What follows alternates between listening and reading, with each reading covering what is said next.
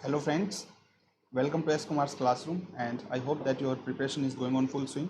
So कल हमने Socrates, Plato and Aristotle तक पढ़ा था। आज हम मैकियावेली को पढ़ेंगे। जैसे कि हर थिंकर को पढ़ने से पहले उसके टाइम को जानना बहुत ज़रूरी होता है, जैसे मैं आपको बता रहा था। सो मैकियावेली का जो टाइम है वो मैंने आपको ऑलरेडी बताया, द एज ऑफ ट्रांजिशन। कल हमने एक हिस्ट्री का ब्रीफ आइडिया लिया था। पहले सिटी स्टेट्स थे, उसके बाद में मेडिवल एजेस जो कि डार्क एजेस आई, वेस्टर्न हिस्ट्री में डार्क एजेस उनको कहा जाता है। उसके बाद जो रेनेसां का और एनलाइटनमेंट का जो टाइम होता है, उस टाइम के अंदर ये जो ट्रांजिशनल थिंकर लाइक मैकियावेली है वो लोग अपनी राइटिंग्स को लिखते हैं। सो मैकियावेली जो था वो इटली से बिलोंग करता था। इस और उसकी जो कंट्री थी इटली, वो बहुत ज़्यादा डिवाइडेड थी उस वक्त। Italy was a house divided.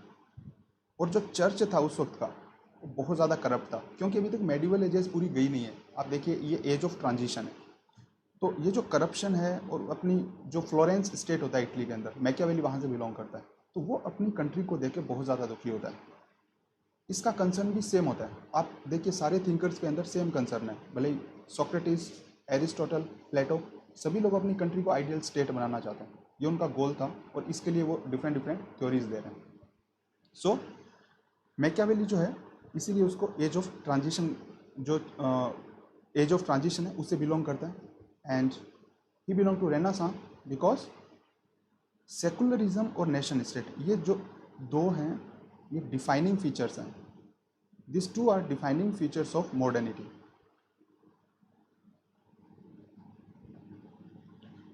जो आपको मेडिवल एजेस के अंदर थ्योरी ऑफ डिवाइन राइट्स मिलेगी और theory of two swords and divine rights, इसको जो मॉडर्न नेशन स्टेट है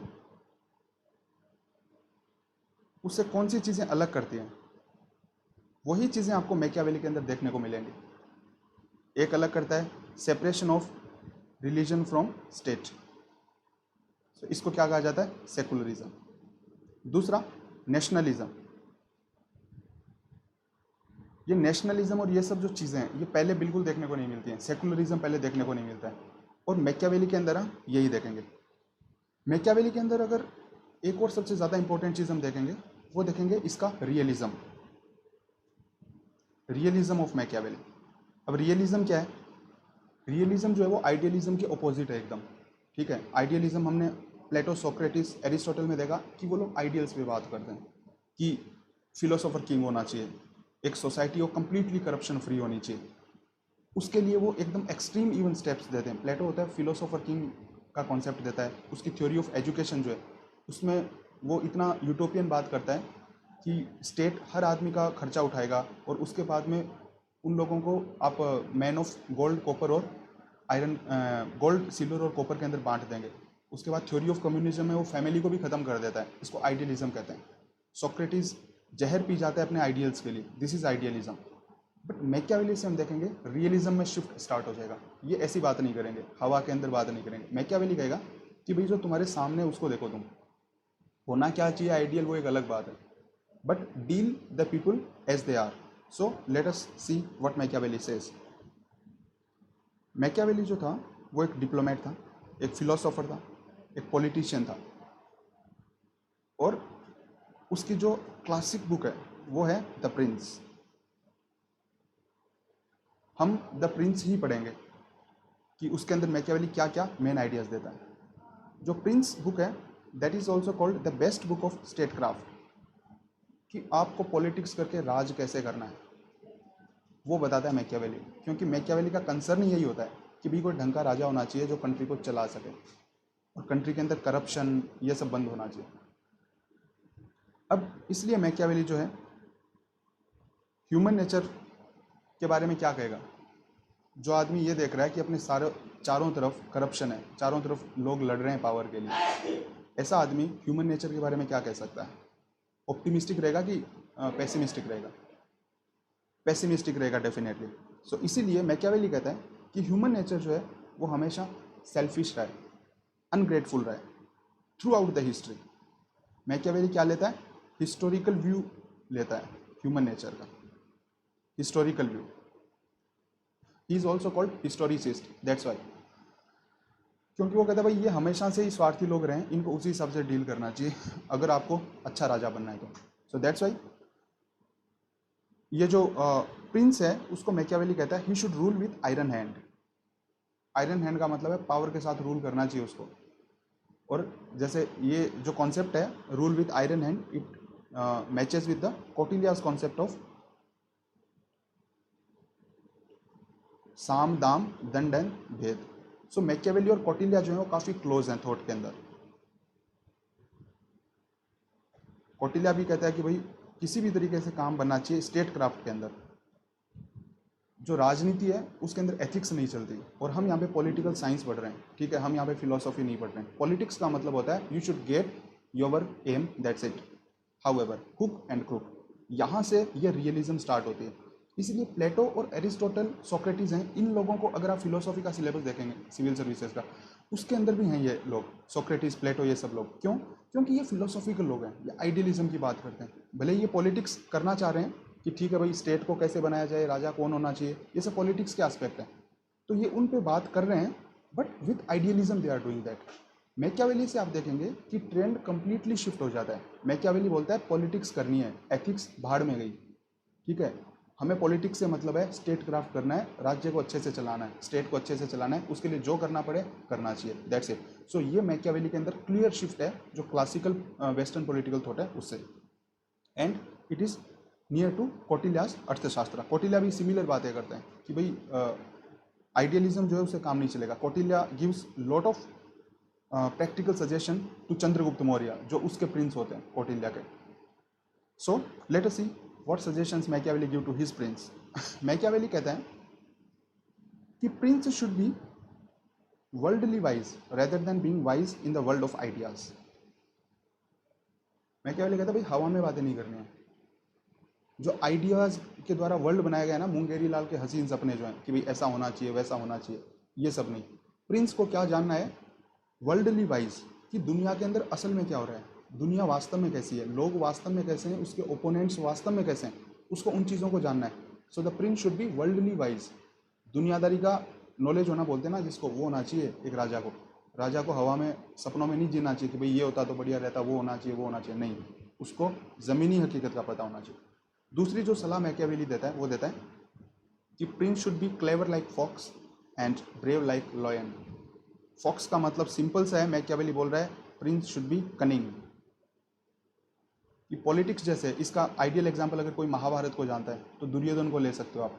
महाभारत का जो इवन गीता के अंदर जो फर्स्ट चैप्टर होता है उसके अंदर दुर्योधन किस तरीके से बात करता है, वो आइडियल एग्जाम्पल है कनिंगनेस का। एक पॉलिटिशियन को कितना श्रूड होना चाहिए, पॉलिटिशियन को कितना कनिंग होना चाहिए। तो इवन महाभारत जो है उसके अंदर पॉलिटिकल रियलिज्म है, कूट कूट के भरी हुई है। जो भी दुर्योधन की चाल जो है, दुर्योधन के जो भी तरीके हैं, वो सिंपली वही है जो मैकियावेली बोल रहे हैं, ठीक है। एक प्रिंस जो है, एक राजा जो है, उसको फॉक्स की तरह होना चाहिए, और दुर्योधन एग्जैक्टली वैसा ही है। And but he should be brave like lion also, otherwise क्या होगा, वो ओपोनेंट्स को जीत नहीं पाएगा। अगली जो सलाह है वो मैकियावेली देता है कि भाई रिलीजन जो है that should be utilized. Religion को आप यूज़ करो, न कि रेदर देन बीइंग यूज्ड, न कि आप रिलीजन के द्वारा यूज़ हो जाओ। अब ये डायरेक्टली कहाँ से आ रहा है, क्योंकि चर्च था उस वक्त का, वो करप्ट था। अब चर्च जब करप्ट था तो मैकियावेली का क्या सीधा सा गोल है, मैकियावेली चाहता है भाई इस चर्च को ख़त्म करो यार, है ना। तो वो अपनी थ्योरी में सबसे पहले क्या कर देता है, चर्च को, जो रिलीजन है उसको क्या बोल देता है कि उसको यूज़ करो तुम, उसके द्वारा यूज़ मत हो। जो थ्योरी ऑफ टू सोर्ड्स है उसको इनडायरेक्टली खत्म करने की बात कहता है। अगली जो सलाह मैकियावेली देता है वो देता है कि better to be feared than loved. Plato और ये सब क्या बातें कर रहे थे, राजा को एक पिता की तरह होना चाहिए, आइडियलिज्म की बातें कर रहे थे। राजा जो होता है वो जनता को अपने बच्चों की तरह रखता है।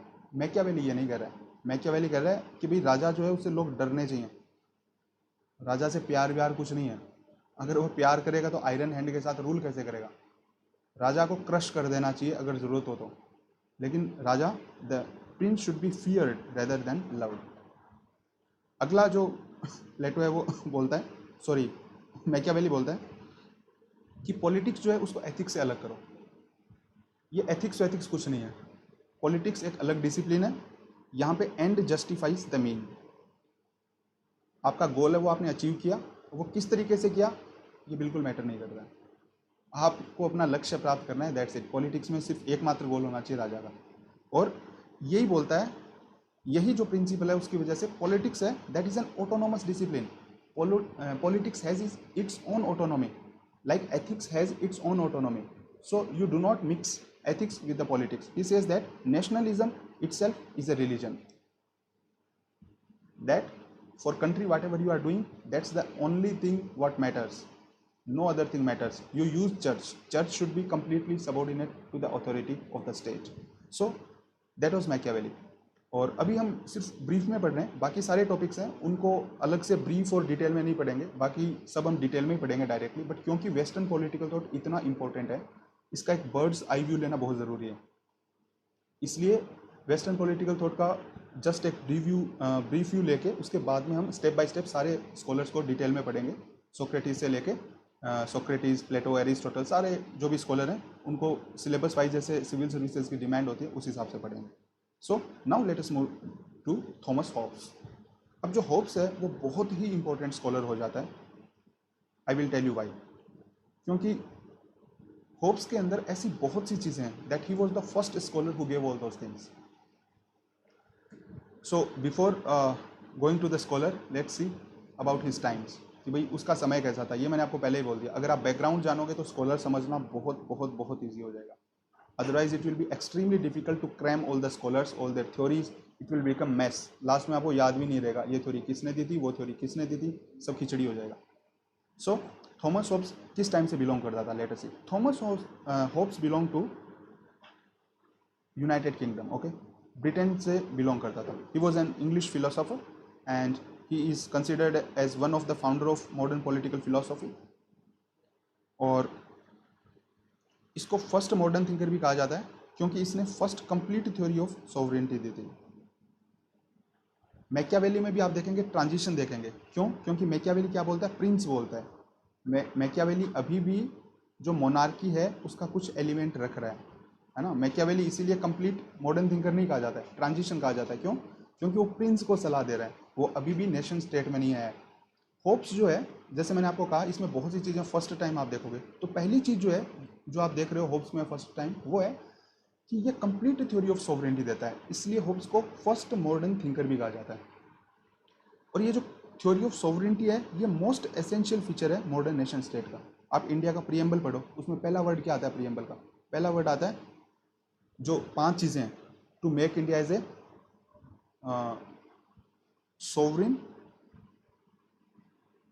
Socialist, secular, democratic republic. Okay, sovereignty is the first principle of modern state. Sovereignty का मतलब क्या होता है? स्टेट जो है वो सबसे ऊपर है, उससे ऊपर कोई भी नहीं है। जो चर्च है वो हमेशा क्या है, स्टेट के सबऑर्डिनेट है। ये जो प्रिंसिपल है ये होप्स ने फर्स्ट टाइम दिया था। थॉमस होप्स से पहले ये प्रिंसिपल किसी ने नहीं दिया था, इसीलिए इसको फर्स्ट मॉडर्न थिंकर भी कहा जाता है थॉमस होप्स को। इसीलिए कहा जाता है कि भाई थॉमस होप्स है, उसी की वजह से मॉडर्निटी है। नाउ लेट अस सी होप्स का टाइम जो हम उसकी बात कर रहे थे। होप्स जो बिलोंग करता है वो ब्रिटिश ट्रबल्ड फेज जो है प्यूरिटान रिवॉल्यूशन का। जो 17th सेंचुरी में प्यूरिटान रिवॉल्यूशन हुआ था, एक ब्लडी सिविल वॉर था यूके के अंदर, जहाँ पे लोग एक दूसरे को मार काट रहे थे, स्टेट के साथ उनका बहुत ज़्यादा रकस था। इसीलिए थॉमस होप्स कहता है कि भाई मेरा जो गोल है वो है एक पीसफुल सोसाइटी को एस्टैब्लिश करना। थॉमस होप्स होता है भाई हर पर्सन, आपको पहले ही बताया पॉलिटिकल थिंकर क्या है, वो अपने आसपास की चीज़ों को देखता है, उनके बेसिस पे एक आइडियल गोल लेता है और वहाँ तक पहुँचने के लिए वो डिफरेंट थ्योरीज देता है। यही पॉलिटिकल थ्योरी है। तो अब होप्स जो है वो अपने आसपास ये ब्लड शेड होता हुआ देख रहा है, सिविल वॉर होता हुआ देख रहा है। सो वो भी पॉलिटिकल थ्योरी इसी कॉन्टेक्स्ट में देता है। अब इस कॉन्टेक्स्ट में देखा तो वो ऑप्टिमिस्टिक बातें करेगा कि पेसिमिस्टिक बातें करेगा? जस्ट एक सेकेंड सोच के आप आंसर दीजिए। वो डेफिनेटली पेसिमिस्टिक बातें करेगा, क्योंकि अपने चारों तरफ पेसिमिज्म भरी हुई देख रहा है वो, सब लोग लड़ रहे हैं, सब लोग सिविल वॉर कर रहे हैं। सो उसकी जो थ्योरीज होंगी वो इसी बैकग्राउंड के अंदर बिल्ड होंगे। ये बहुत साइंटिफिक है, थ्योरीज को बिल्कुल रटिए मत आप, थ्योरीज को एकदम सिंसियरली समझिए। और आप उसको एकदम साइंस की तरह समझ सकते हैं। बस आपको भले ही कुछ पॉइंट्स याद करने पड़ सकते हैं, बट मोस्ट ऑफ द जो एसेंशियल पार्ट है थ्योरीज का, वो आप साइंटिफिकली समझ सकते हैं, स्टेप बाय स्टेप समझ सकते हैं। सो होप्स जो है उसका फोकस मेनली किस चीज़ पे रहेगा? To preserve the life and liberty. क्योंकि लोग जब मर रहे हैं तो सबसे पहले उसका क्या गोल है भाई? जान बची और लाखों पाए, है ना? जैसे तैसे जान बचानी है, वो थ्योरी सिर्फ इसलिए देगा। और लिबर्टी लोगों के लिए, ठीक है। अब क्वेश्चन ये उठता है कि भाई जो मैकियावेली था वहाँ तक तो प्रिंस की बात हो रही थी, राजा की बात हो रही थी, तो ठीक है, जो भी चीज़ आपको बचानी है सीधी राजा को कहोगे आप। बट होब्स ने तो सबसे पहले क्या कर दिया? थ्योरी ऑफ सॉवरेनिटी दे दी कि भाई जो सुप्रीम है वो कौन है? स्टेट है। अब स्टेट सुप्रीम है तो इंश्योर करोगे कैसे आप? लोग हैं वो तो फ्री है ना, अभी तो राजा उनका वो रिलेशन रहा ही नहीं ना, राजा और प्रजा का रिलेशन होता है वो तो खत्म हो गया। Then how they will maintain? So for this Hobbes gives the concept of social contract. ये भी पहली चीज़ है जो आपको होप्स के अंदर देखने को मिलेगी, और ये भी बहुत इंपॉर्टेंट है, सोशल कॉन्ट्रैक्ट। भाई होप्स कहता है कि अब क्योंकि सिटीजन है और स्टेट है, तो सिटीजन क्या करेंगे? नेगोशिएट करेंगे। सिटीजन्स को क्या प्रोटेक्ट करना है? अपनी लाइफ प्रोटेक्ट करनी है, वो मर रहे हैं। अब वो लाइफ प्रोटेक्ट करने के लिए क्या करेंगे? वो स्टेट के साथ एक समझौता करेंगे, जैसे कोई भी कॉन्ट्रैक्ट होता है कि भाई ये कंडीशंस हैं, मैं तुम्हें ये सर्विसेज दूंगा, तुम बदले में मेरे को ये दोगे। उसी तरीके से वो बोलता है जो सिटीजन्स हैं उनको स्टेट के साथ एक कॉन्ट्रैक्ट करना पड़ेगा, जिसको उसने कहा सोशल कॉन्ट्रैक्ट। और उस कॉन्ट्रैक्ट के अनुसार स्टेट जो है वो सिटीजन्स को क्या बचाएगा? लाइफ बचाएगा। और सिटीजन्स उसको बदले में क्या देंगे? अपने सारे राइट्स सरेंडर कर देंगे एक्सेप्ट लाइफ। लाइफ के अलावा स्टेट जो है वो उनके साथ कर सकता है। ये है होप्स का। क्यों वो इतना पावर क्यों देता है? Will see it. क्योंकि वो पैसिमिस्टिक होता है। इतनी ज़्यादा नेगेटिविटी होती है तो वो सोचता है कि जब तक आयरन हैंड नहीं होगा, स्टेट को आप ज़्यादा पावर नहीं दोगे, तो वो स्टेट जो है वो लोगों के ऊपर क्या नहीं कर सकेगा? रूल नहीं कर सकेगा। इसलिए स्टेट को रूलिंग पावर देने के लिए होप्स जो है वो कहता है state should have ultimate power, और इसीलिए वो अपनी बुक देता है जिसको कहा जाता है लेवियाथन। लेवियाथन का मतलब है, ये जो उसकी लेवियाथन बुक है, लेवियाथन का मतलब होता है सी मॉन्स्टर। जो डीमन होता है वो होता है लेवियाथन का मतलब। तो वो स्टेट को क्या बोलता है? स्टेट को लेवियाथन बोलता है कि स्टेट के पास एक, जैसे डीमन के पास पावर होती है वैसे सुप्रीम पावर होनी चाहिए। State should be a monster so that he can protect the life. Now let us see. अब सोशल कॉन्ट्रैक्ट जो है ये हमने देख लिया, इसलिए क्यों? क्योंकि जो डिवाइन राइट्स थे वो तो खत्म हो गए नेशन स्टेट के साथ ही। अब जब डिवाइन राइट्स खत्म हो गए तो ये तो बर्थ बेस्ड राइट रह गए ना, कि भाई सॉरी बर्थ बेस्ड राइट तो खत्म हो गए ना, डिवाइन राइट्स बर्थ बेस्ड थे। सो ये राइट्स अब क्या रह गए? ये राइट्स रह गए मेरिट के बेस पे, जो सिटीजन्स कॉन्ट्रैक्ट सोशल कॉन्ट्रैक्ट करेंगे। Now let us see that for that he gives absolute power to the state. For example we can see in the Indian constitution in the background of state of emergency, that in emergency the center is given overarching powers.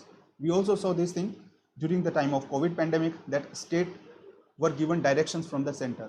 और उसके अलावा जो emergency लगी थी India के अंदर, उसके दौरान हम देख सकते हैं किस तरीके से स्टेट जो जो सेंटर होता है that completely overtakes the power. So the third thing about Thomas Hobbes is he is called the greatest of all individualist. He is also called the greatest of all individualist because he gave the individualism concept.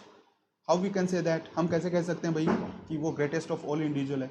क्योंकि Thomas Hobbes से पहले कोई भी thinker है उसने individual की बात तक नहीं की. मैकियावेली भी स्टेट की बात करता है कि भाई स्टेट है, उसकी ग्लोरी वो एंश्योर होनी चाहिए. प्लेटो, सोक्रेटिस, एरिस्टोटल, एवरीबडी, सभी लोग जो हैं वो सिर्फ स्टेट की सुप्रीमेसी की बात करते हैं. इनफैक्ट होब्स भी स्टेट को सुप्रीमेसी देता है, उसको लेवियाथन कहता है. बट साथ में होब्स क्या कहता है, जो स्टेट को इतनी सुप्रीम पावर देता है, क्यों देता है? उसका रीज़न क्या है? उसका रीज़न है इंडिविजुअल की लाइफ को बचाना. मैकियावेली का गोल ये नहीं था, सोक्रेटिस, प्लेटो का गोल ये नहीं था स्टेट को सुप्रीम पावर देने के पीछे. लेकिन जो होब्स है वो फर्स्ट टाइम बोलता है कि भाई स्टेट को मैं इतनी सुप्रीम पावर क्यों दे रहा हूँ? इसलिए दे रहा हूँ कि वो लोगों की जान को बचा सके. यही इसीलिए जो इंडिविजुअल की लाइफ है वो सेंटर पे आ जाती है. इसीलिए उसको ग्रेटेस्ट इंडिविजुअलिस्ट कहा जाता है कि इवन इन दैट टाइम वो बात कर सका किसके बारे में, इंडिविजुअल राइट्स के बारे में। एंड होब्स इसके लिए साइंटिफिक एक्सप्लेनेशन देता है। थॉमस होब्स कहता है क्योंकि उस वक्त रेनेसां का टाइम था, साइंस का टाइम था, रीजन का टाइम था। सो थॉमस होब्स सोचता है कि भाई मेरी थ्योरी को अगर लोग एक्सेप्ट करेंगे वो सिर्फ तभी करेंगे जब मैं इसको एक साइंटिफिक तरीके से प्रेजेंट करूंगा। इसलिए थॉमस होब्स क्या देता है, साइंटिफिक एक्सप्लेनेशन देता है। किसके बेसिस पे देता है, ह्यूमन नेचर के बेसिस पे देता है। अब ह्यूमन नेचर है, आप वैसे स्क्रीन पे देख रहे हैं बट जस्ट सोचिए एक बार स्क्रीन से अलग देखें कि ह्यूमन नेचर को होब्स कैसा डिफाइन करेगा, पैसिमिस्टिक और ऑप्टिमिस्टिक। उसका कॉन्टेक्स्ट क्या है वो याद करो, थॉमस होब्स का। हमेशा जब भी थ्योरी के अंदर डाउट आए, जो थिंकर है उसका कॉन्टेक्स्ट याद करो, किस कॉन्टेक्स्ट में दे रहा है। So Thomas Hobbes definitely pessimistic view देगा ह्यूमन जो साइकोलॉजी है उसका। वो कहता है ह्यूमन नेचर है वो सेल्फिश है, फियरफुल है, इंडिविजुअलिस्ट है, एकदम जितने भी गलत नाम होते हैं सारे के सारे दे देता है वो, है ना। मैंने यहाँ पे 3 कीवर्ड्स ही इंक्लूड किए।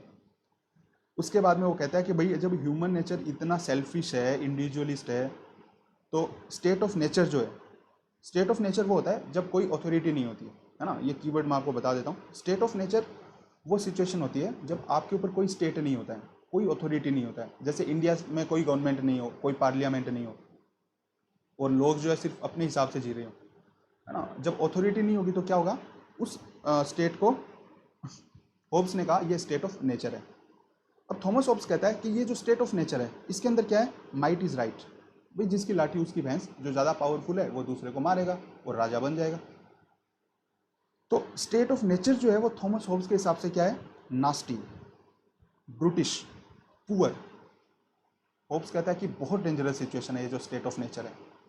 इससे बाहर निकलने के लिए क्या किया जाना चाहिए, थॉमस होब्स कहता है इससे बाहर निकलने के लिए आपको एक स्टेट बनाना चाहिए, और स्टेट के साथ आपको क्या करना चाहिए, सोशल कॉन्ट्रैक्ट करना चाहिए कि भाई आओ हम मिलके स्टेट बनाते हैं। स्टेट के साथ ये नेगोशिएशन है कि तुम हमारी जान बचाओ और बदले में तुम्हारे पास पावर है कि तुम रूल्स को एनफोर्स कर सकते हो, सजा दे सकते हो, पनिश कर सकते हो लोगों को। और इस तरीके से क्या बनाई जाएगी, सिविलाइज्ड सोसाइटी। ये थॉमस होब्स का एक पर्सपेक्टिव है सिविलाइज्ड सोसाइटी बनाने का। थॉमस होब्स हमेशा क्या प्रायोरिटी देता है, ऑर्डर ओवर लिबर्टी। इसको मेरे हिसाब से ज़्यादा एक्सप्लेन करने की ज़रूरत नहीं है, because the order was the prime concern of those times. So he says that okay liberty is fine, but there is a famous statement of Thomas Hobbes that liberty is where law is silent. Okay, you want liberty, you take it, but आपको liberty सिर्फ वहाँ मिलेगी जहाँ पे law is silent. जहाँ पे कोई law नहीं है स्टेट का, वहाँ पे आप लिबर्टी आपको, आप चाहे वो कर सकते हो। बट जहाँ भी स्टेट ने कोई लॉ बना दिया वहाँ पे लिबर्टी नहीं है। सो ये स्टेटमेंट को याद रखिए, आपको थॉमस होब्स की सोल है ये वाला जो स्टेटमेंट है, इसको याद रखोगे तो होब्स है उसका पूरा आइडिया रहेगा आपको। Liberty is where law is silent, you are free only if the law does not exist, otherwise you have to follow the law, that's it. और उसके बदले में स्टेट आपकी जान बचाएगा। So that was Thomas Hobbes. Now let us move to John Locke. Well, John Locke was also an English philosopher. He belonged to the 17th century of British history. And let us see the time of John Locke. क्योंकि किसी भी thinker को पढ़ने से पहले उसका background जानना बहुत ज़रूरी है। Every thinker is child of his time. I think by this time this statement is in all of your minds, okay, कि every thinker is child of his times, इसको याद रखिएगा हमेशा। सो जॉन लॉक जो है वो बिलोंग करता है ब्रिटिश हिस्ट्री के ग्लोरियस रिवॉल्यूशन से 1688 के अंदर। ये ग्लोरियस रिवॉल्यूशन क्या था, इसके अंदर ट्रांसफर ऑफ पावर हुआ था, जो किंग है वहाँ से पार्लियामेंट के पास, without shedding a drop of blood. बहुत ही सिविलाइज्ड वे के अंदर ट्रांसफर ऑफ पावर होता है, और उसको जॉन लॉक विटनेस करता है। कोई लड़ाई दंगा नहीं होता है, कोई सिविल वॉर नहीं होता है, एक बहुत ही अच्छे लेवल के ऊपर लोगों की अंडरस्टैंडिंग, म्यूचुअल अंडरस्टैंडिंग के साथ ये ट्रांसफर ऑफ पावर होता है। इसीलिए इसको क्या कहा जाता है, ग्लोरियस रिवॉल्यूशन। सो आप एकदम सिंपली अब अंदाजा लगा सकते हैं कि जॉन लॉक जो होगा उसका ह्यूमन नेचर के बारे में जो पर्सपेक्टिव होगा वो कैसा होगा। वो ह्यूमन नेचर को क्या बोलेगा, वो एक ऑप्टिमिस्टिक व्यू रखेगा ह्यूमन नेचर के बारे में, क्योंकि उसने क्या विटनेस किया है, ग्लोरियस रिवॉल्यूशन को। जॉन लॉक है उसको फादर ऑफ लिबरलिज्म भी कहा जाता है। क्यों कहा जाता है, क्योंकि जॉन लॉक एडवोकेट करता है राइट्स ऑफ द पीपल। और राइट के अंदर जैसे प्रॉपर्टी राइट, इसको भी वो सुप्रीम बताएगा, हम आगे पढ़ेंगे भी। Rule of law, representative government means democracy. क्यों? क्योंकि वो ग्लोरियस रिवॉल्यूशन को विटनेस करता है और वो बातें करेगा भाई लोगों को राइट्स दिए जाने चाहिए। और वो क्यों दिए जाने चाहिए? क्योंकि जॉन लॉक मानता है कि लोग हैं वो एक सिविलाइज्ड पीपल है, लोग हैं वो रीजन होता है उनके अंदर। तो अब जिन लोगों के पास रीजन होता है उनको आप डेफिनेटली पावर दोगे, और जॉन लॉक की थ्योरीज में हम ये एकदम साफ साफ देखेंगे। So let us move to the classical work of John Locke, the two treatise of civil government. ये सबसे इंपॉर्टेंट वर्क है जॉन लॉक का। और जॉन लॉक जो है इसके अंदर देता है थ्योरी ऑफ गवर्नमेंट। होब्स देता है थ्योरी ऑफ स्टेट क्योंकि होब्स को सिर्फ जान बचानी थी, इसलिए स्टेट को बनाया, छोड़ दिया। गवर्नमेंट का मतलब है उसको फंक्शन करना पड़ेगा, स्टेट का मतलब सिर्फ अथॉरिटी हो गया। गवर्नमेंट का मतलब सिटीजन्स के साथ पावर होंगे भाई उसके, गवर्नमेंट कैसे चलानी है तुम्हें। अब जब होब्स इतने सारे राइट्स देगा लोगों को, तो उसके लिए डिटेल में बनाना पड़ेगा ना जो अरेंजमेंट है वो। इवन जो अमेरिकन कॉन्स्टिट्यूशन होता है उस पर हम सीधा सीधा इफेक्ट देख सकते हैं जॉन लॉक के आइडियाज़ का। सो जॉन लॉक कहता है ह्यूमन नेचर जो होता है वो पैशन और रीज़न उसमें बैलेंस होता है। मान लिया कि वो सेल्फिश है बट उसके साथ रीज़न भी होता है उसके अंदर और एनलाइटन्ड सेल्फ इंटरेस्ट है वो की फीचर है ह्यूमन नेचर का। Enlightened self interest, self interested है वो डेफिनेटली, स्वार्थी है वो, बट उसके साथ क्या है, एनलाइटन्ड भी है वो। क्यों है? क्योंकि वो दूसरों को हार्म नहीं करता है। होब्स ने बोला था कि नास्टी, ब्रूटिश और पुअर होती है, माइट इज राइट है, बट लोग ऐसा नहीं कह रहा। लोग बोल रहा है ह्यूमन नेचर जो है वो ऐसा है कि भाई वो खुद का भला चाहता है बट वो दूसरों का बुरा नहीं चाहता है, और वो रीज़न उसके साथ बैलेंस्ड होता है एपेटाइट के साथ। सो अब होब्स ने जैसे सोशल कॉन्ट्रैक्ट दिया था, Hobbes, John Locke and J S Mill, they belong to the tradition of social contract. वो तीनों ही कॉन्ट्रैक्ट की बात करते हैं। क्यों बात करते हैं? क्योंकि तीनों लिबरल स्कॉलर्स हैं इन ए सेंस। भाई होब्स है वो भी इंडिविजुअलिस्ट है, लॉक और मिल है वो भी आप देखो कि ज़्यादा राइट्स देने की बात करते हैं लोगों को। अब जब लोगों को ज़्यादा राइट देगा कोई भी थिंकर, उसका मतलब क्या होगा कि वो स्टेट के साथ नेगोशिएशन करना पड़ेगा उसको, सिटीजन्स को। अब स्टेट के साथ नेगोशिएशन की जहाँ बात आती है वहाँ पे सीधा सा रोल किसका आ जाता है, कॉन्ट्रैक्ट का। जहाँ भी नेगोशिएशन की बात है वहाँ पे सीधा सीधा कॉन्ट्रैक्ट आ जाएगा। हम अपनी आम जिंदगी में भी देख सकते हैं, जहाँ भी नेगोशिएशन की बात है वहाँ पे कॉन्ट्रैक्ट की बात है कि भाई ये लो, give and take. So Hobbes and Mill and Locke, they belong to the same tradition of contract. Now the Locke, John Locke says that the state should be night watchman state. वो concept देता है trusteeship का concept. Hopes कहता है कि भाई government है वो लिमिटेड होनी चाहिए, नाइट वॉचमैन होनी चाहिए। अब नाइट वॉचमैन का क्या रोल होता है किसी भी बिल्डिंग के अंदर? नाइट वॉचमैन का रोल होता है भाई बिल्डिंग का ध्यान रखो, खत्म बात। जो मालिक है वो कौन है? मालिक है जो बिल्डिंग में रहने वाले लोग हैं वो। नाइट वॉचमैन सिर्फ उसकी देख रेख करता है। तो लोग कहता है भाई स्टेट का सिर्फ उतना ही रोल होना चाहिए। जो गांधी जी की ट्रस्टीशिप थी ना, एग्जैक्टली उस तरीके से कि स्टेट जो है मालिक नहीं है। स्टेट क्या है? State is just caretaker, that's it. And that's why John Locke says that तीन जो राइट्स हैं they should not be transferred, 3 right should not be transferred. But Hobbes ने क्या कहा था? सिर्फ लाइफ फर्स्ट राइट है, that is not transferable, but all others rights. In Thomas Hobbes state could also take away the liberty and property. State किसी की भी जमीन को ले जा सकता है थॉमस होब्स के अंदर, कि भाई बस जान बचा दी तो अब स्टेट कुछ भी करे। बट जॉन लॉक के अंदर ऐसा नहीं है। जॉन लॉक कहता है स्टेट ना तो लाइफ ले जा सकता है, ना तो लिबर्टी ले जा सकता है, और ना ही प्रॉपर्टी ले जा सकता है। ये तीनों एब्सोल्यूट राइट है। कॉन्ट्रैक्ट के अंदर नेगोशिएटिंग टर्म्स चेंज कर देता है जॉन लॉक। जॉन लॉक कहता है भाई कॉन्ट्रैक्ट को बदलो तुम, लोग अच्छे लोग हैं, उनको प्रॉपर्टी भी रखी जानी चाहिए, उनकी लाइफ को भी स्टेट सिक्योर करेगा, और लोगों को लिबर्टी भी स्टेट देगा। ठीक है, ये स्टेट की ड्यूटी है, क्योंकि स्टेट क्या है? स्टेट नाइट वॉचमैन है, जस्ट ध्यान रखने वाला है यार, और कुछ भी नहीं कर रहा है स्टेट का रोल। तो लोग इवन ये भी बोलता है कि people have right to revolution. अगर स्टेट मान लो कॉन्ट्रैक्ट कर लिया, और अगर कोई कॉन्ट्रैक्ट को वायलेट करता है एक पार्टी, स्टेट जो है वो तुम्हारी प्रॉपर्टी ले जाता है। जैसे क्या हुआ इंडिया के अंदर हुआ ना, फंडामेंटल राइट था, राइट टू प्रॉपर्टी, बट बाद में स्टेट ने क्या किया? फंडामेंटल राइट से हटा दिया। केशवानंद भारती का जजमेंट उसी के कॉन्टेक्स्ट में तो आता है बाद में। तो यहाँ पे स्टेट ने प्रॉपर्टी को, जो फंडामेंटल राइट है वो ले लिया आपका। बट लोग कहता है कि नहीं, state can not take fundamental right to property. और अगर ऐसा लेता है तो लोग क्या कर सकते हैं? बगावत कर सकते हैं, they can do revolution. He gives even right to revolution to the people. इसका मतलब क्या हो गया?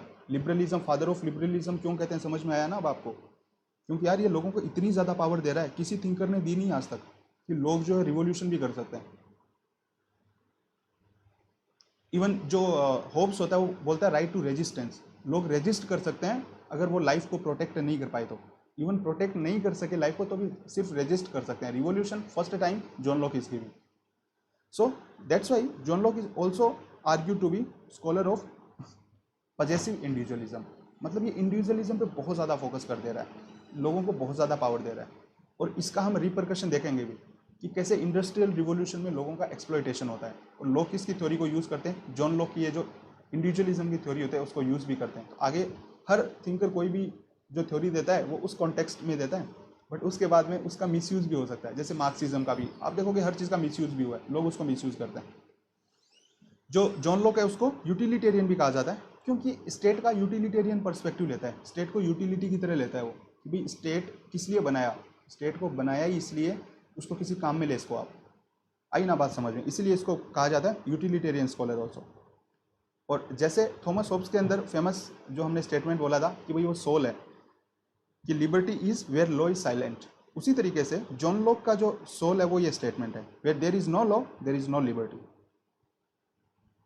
ये दो स्टेटमेंट याद रखो, दोनों स्कॉलर्स के अंदर कोई कंफ्यूजन नहीं होगा आपको। Locke says where there is no law there is no liberty, it means law is made for the purpose of liberty. Law को बनाया ही किस लिए गया है? लॉ को इसीलिए बनाया गया है कि वो लोगों को लिबर्टी दे सके, लोगों को एम्पावर कर सके, लोगों को प्रॉपर्टी को प्रोटेक्ट कर सके। लॉक के अंदर, जॉन लॉक के अंदर आप देखोगे स्टेट लॉ किस लिए बनाता है? वो भाई नाइट वॉचमैन है, स्टेट मालिक नहीं है। तो नाइट वॉचमैन क्या काम करेगा? वो वही काम करेगा मालिक की प्रॉपर्टी को बचाने की। सो स्टेट सिर्फ वो लॉज बना रहा है जो लोगों की लिबर्टी, प्रॉपर्टी, इन चीज़ों को इंश्योर कर रहा है, लाइफ को इंश्योर कर रहा है। So that means the purpose of law is to protect the rights, liberty and property of the people. So law है वो यहाँ पे बाउंड नहीं, लोगों को बाइंड नहीं करता है, बट क्या करता है? फ्री करता है। For example fundamental rights of Indian constitutions, why they are made? Fundamental rights are law na, but why they are made? To give more freedom and liberty to the people. We can see that Article 19, that is the law of the land. Article 19 के अंदर किस चीज़ की freedom मिलती है? Freedom of thought expression. सारा का सारा आपको मूवमेंट, जो आपका आप कोई भी प्रोफेशन कर सकते हैं, उन सब की फ्रीडम दे रहा है ना। और वो लॉ भी है, तो लॉ क्या कर रहा है? इनेबल कर रहा है लोगों को ज़्यादा लिबर्टी लेने में। So that's why where there is no law there is no liberty. So this was John Locke. Now let us move to the next scholar, John Stuart Mill, JS Mill. JS Mill का जो time होता है वो होता है the peak of industrial revolution. No need to explain, we study in the modern India की जो 18th century है, 1806 से 73 का जो टाइम, 1857 का रिवॉल्यूशन भी इसी दौरान होता है। इंडियन हिस्ट्री उससे आप कनेक्ट करके देख सकते हो, I want go into those details. But ये जो टाइम होता है पीक ऑफ इंडस्ट्रियल रिवॉल्यूशन होता है, और इसमें क्या होता है? एक्सट्रीम एक्सप्लॉयटेशन होता है लोगों का। जो हम इंडस्ट्रियल लॉज भी पढ़ते हैं, लेबर लॉज पढ़ते हैं उस वक्त के, उसमें क्या कहा जाता है कि बच्चे जो हैं उनसे 12-12 घंटे से ज़्यादा काम करते हैं, children. So we can just expect what kind of exploitation was going on in Britain of those times. जो औरतें होती हैं, बच्चे होते हैं, आदमी होते हैं, एकदम 16-16 घंटे काम करते हैं। They are literally used like animals, worse than animals.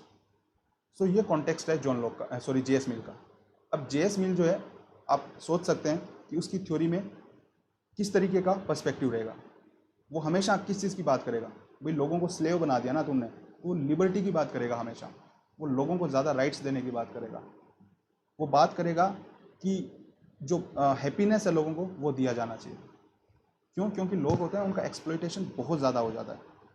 इसीलिए जेएस मिल को कहा जाता है he is the greatest champion of freedom of speech and expression. JS mill will talk about freedom of speech and expression. क्यों? क्योंकि लोगों को दबा दिया ना, स्लेव बना दिया यार तुमने, जानवर बना दिया उनको, तो उनको ज़्यादा पावर देना है। ये मिल की थ्योरी का हार्ट रहेगा। And it is said that if anyone is liberal he is Mill. अगर इस दुनिया में कोई पैदा हुआ है जो कि लिबरल है, तो कौन है? जेएस मिल है, ऐसा कहा जाता है। क्योंकि वो जितने पावर देगा लोगों को, वो हम आगे देखते हैं। So let us move to the works of JS Mill. उसकी फर्स्ट जो बुक है ऑन यूटिलिटेरियनिज्म, उसमें वो क्या करता है, वो बेंथम का जो कॉन्सेप्ट होता है यूटिलिटेरियनिज्म का, जो कि क्या है, greatest happiness of greatest number, GSGN short form में यूज कर रहा हूँ, greatest happiness of greatest number. Bentham कहता है कि बस मैक्सिमम लोगों उसका भला हो जाए, लेकिन इसके चक्कर में होता क्या है, मैक्सिमम लोगों के भले के अंदर हमेशा किसका भला होता है, कैपिटलिस्ट क्लास का। जो रूलर्स होते हैं, भाई कहा जाता है ना इंडिया को भी welfare state, India is welfare state. India क्यों बनाया गया, गरीबों की सेवा करने के लिए बनाया गया, लेकिन जो लॉज होते हैं अल्टीमेटली किसकी सेवा करते हैं, no need to explain, okay. More than 70% of parliamentarians what they are करोड़पतिस, ठीक है। तो जो करोड़पति अगर बैठे हैं तो किसके लिए लॉ बनाएंगे। सिमिलर सिचुएशन थी ब्रिटेन के अंदर भी। बेंथम ने अच्छे बोलने में बात बहुत अच्छी लगती है कि भाई मैक्सिमम लोगों का भला होना चाहिए, भले ही उसके लिए कुछ लोगों का बुरा हो जाए। तो बट इसके आड़ के अंदर क्या हुआ, इंडस्ट्रियल जो रिवॉल्यूशन था उसमें लोगों का एक्सट्रीम एक्सप्लॉयटेशन हुआ, सिर्फ कुछ लोगों के भले के लिए बाकी लोगों को स्लेव बना दिया गया। इसीलिए JS मिल होता है, वो कहता है I am student of Bentham. Mill कहता है भाई यूटिलिटेरियनिज्म अच्छी चीज़ है क्योंकि वो इंडिविजुअल का भला करती है, बट वो एक्सप्लॉयटेशन में कन्वर्ट नहीं होनी चाहिए, इसलिए मैं क्या करूँगा, इसको रिवाइज करूँगा। मिल कहता है मैं जो बेंथम की यूटिलिटेरियनिज्म है उसको मैं रिवाइज करूँगा। वो कैसे रिवाइज करेगा, उसके लिए JS मिल कहता है प्लेजर और हैप्पीनेस के अंदर अंतर करना सीखो आप लोग। यहाँ पे क्या लाता है वो, ही ब्रिंग्स बैक आइडियलिज्म। हमने लास्ट टाइम प्लेटो में पढ़ा था ये, happiness, peace, prosperity and these things are goal of life, है ना। ये मिल दोबारा से उस आइडियलिज्म को लाता है कि आप जो है मटेरियल प्लेजर्स जो हैं और हैप्पीनेस जो है उसमें अंतर करना सीखो। मटेरियल प्लेजर एपेटाइट भी होता है, ठीक है। एक सुअर जो होता है ना, वो खाता पीता है, वो भी खुश रहता है, वो उसका एपेटाइट है, ठीक है। बट उसका जो प्लेजर है और एक हायर जिसकी कॉन्शियसनेस है, उस पर्सन को जैसे स्पिरिचुअल हैप्पीनेस है, तो स्पिरिचुअल हैप्पीनेस और ये जो सुअर की जो हैप्पीनेस है उन दोनों में डिफरेंस है। ये JS मिल का कहना है। JS मिल कहता है भाई दोनों को सेम नहीं कह सकते। बेंथम ने कहा कि सब सेम है, जिसको जो मज़ा आ रहा है वो करो। बेंथम की यूटिलिटेरियनिज्म के अंदर है कि मुझे मज़ा आ रहा है मैं ये चीज़ कर रहा हूँ, उसको मज़ा आ रहा है वो चीज़ कर रहा है, जिसको जो मज़ा आ रहा है खुश रहो, खुश रहना ज़िंदगी का गोल है। मिल कहता है बिल्कुल सही बात है, खुश रहना ज़िंदगी का गोल है, बट खुशी में और प्लेजर में अंतर करना सीखो आप। सुअर की जैसे जो मज़ा ले रहे हो ना वो खुशी नहीं है। आप पहले ये जानो कि हैप्पीनेस किस चीज़ के अंदर है। यहाँ पे JS मिल दोबारा आइडियलिज्म को लाता है, क्योंकि ये चीज़ आइडियलिज्म से बिलोंग करती है ना, हैप्पीनेस, कॉन्सेप्ट ऑफ हैप्पीनेस। इसलिए एक फेमस स्टेटमेंट है JS मिल का, वो कहता है it is better to be Socrates dissatisfied than pig satisfied. एक सेटिस्फाइड सुअर को देखते हो ना आप, एकदम मोटा ताजा होता है ना, क्यों होता है, मोटा इसलिए होता है क्योंकि सेटिस्फाइड है वो जैसे भी है सिचुएशन में, उसको मज़ा आ रहा है वो खा के, जो भी वो फिल्थ में रह रहा है, so he is satisfied, but he is very dirty, he is in very precarious situation. So Mill कहता है एक पिग सेटिस्फाइड है that is not good, but एक सोक्रेटिस इवन डिससेटिस्फाइड है, अगर एक इंटेलेक्चुअल आदमी इवन डिससेटिस्फाइड है वो उससे ज़्यादा अच्छा है। इस तरीके से वो पिग की और एक इंसान की हैप्पीनेस को अलग करता है JS मिल। JS मिल कहता है अपने उसका अगले वर्क के अंदर ऑन लिबर्टी, इन दोनों वर्क्स को मैंने एक साथ ले लिया है क्योंकि ये जो दोनों बुक्स हैं, because we are just studying a brief summary about that, so इन दोनों का आइडिया सिमिलर है, I am combining them together to the next work on liberty and consideration on representative government. यहाँ पे लोग क्या बात करेगा, JS मिल क्या बात करेगा कि ठीक है भाई ये यूटिलिटेरियनिज्म है, इसको मैंने डिफाइन कर दिया कि लोगों की हैप्पीनेस वो प्राइमरी गोल है।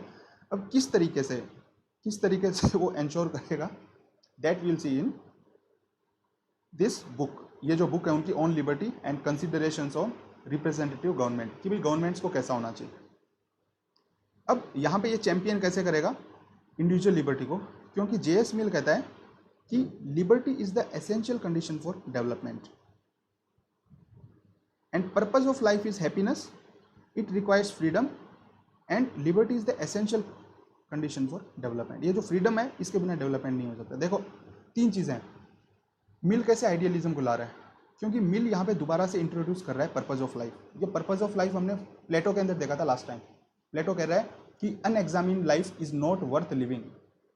अगर आप क्रिटिकल नहीं हो ना कि ये लाइफ क्या है, इस लाइफ का पर्पस क्या है, हैप्पी रहना लाइफ का गोल कैसे है, अगर ये सब क्वेश्चंस नहीं आ रहे हैं तो जानवर हो आप, इंसान नहीं हो। प्लेटो ये कहता है कि भाई सबसे पहले अगर तुम क्रिटिकल थिंकिंग नहीं कर पाते हो कि मेरी ज़िंदगी का क्या मकसद है, क्यों हूँ मैं यहाँ पे, ये सब चीज़ें दिमाग में नहीं है तो तुम जानवर हो। प्लेटो का ये कहना है, इंसान हो ही नहीं तुम। उसी तरीके से मिल दोबारा से बोलता है पर्पज ऑफ लाइफ हैप्पीनेस है। अगर तुम इसको नहीं जान पा रहे हो तो देन इट्स नॉट गुड। आपको पर्पज ऑफ लाइफ को जानना है, जो कि क्या है, हैप्पीनेस है, खुशी रहना है, आपको हमेशा सुखी रहना है। इसके लिए मिल बोल रहा है भाई आप सुख सिर्फ तब प्राप्त कर सकते हो जो आप फ्री होगे, आपके पास फ्रीडम होगी। क्योंकि कोई आदमी जब तक फ्री नहीं होगा तब तक वो डेवलपमेंट कर ही नहीं पाएगा। अब आप कॉन्टेक्स्ट देख रहे हैं ना, इंडस्ट्रियल जो रिवॉल्यूशन होता है उसका एक्सट्रीम एक्सप्लॉयटेशन कैसे मिल के थॉट्स के ऊपर इफेक्ट डाल रहा है। क्यों? क्योंकि स्लेवरी हो रही है वहाँ पे एक हिसाब से, not official slavery of the ancient times but a sort of slavery only. So इसलिए वो क्या बोल रहा है, फ्रीडम पे इतना ज़्यादा फोकस कर रहा है, देखो जेएस में, और ये अपने को एकदम इजीली समझ में आ जाता है। इसलिए एक थिंकर का बैकग्राउंड पता होना बहुत ज़रूरी होता है। जैसे हमने लॉक का और होप्स का हार्ट दिया था आपको एक स्टेटमेंट में, उसी तरीके से जेएस मिल का जो हार्ट है, अगर एक स्टेटमेंट से आप जानना चाहो तो वो ये स्टेटमेंट है, क्या है, no state becomes great by dwarfing its own people. ये जेएस मिल का कहना है। मिल कहता है भाई अपने लोगों को नीचा दिखा के कोई स्टेट बड़ा नहीं बन सकता है। मुझे लगता है इसको समझाने की ज़रूरत नहीं है। आपको पता होगा कि आईआर के अंदर इंडस्ट्रियल रिवॉल्यूशन में किस तरीके से एक्सप्लॉयटेशन हो रहा था और किस कॉन्टेक्स्ट में वो ये स्टेटमेंट बोल रहा है। इस स्टेटमेंट को याद रहो, जेएस मिल क्लियर रहेगा पूरा आपको, ठीक है।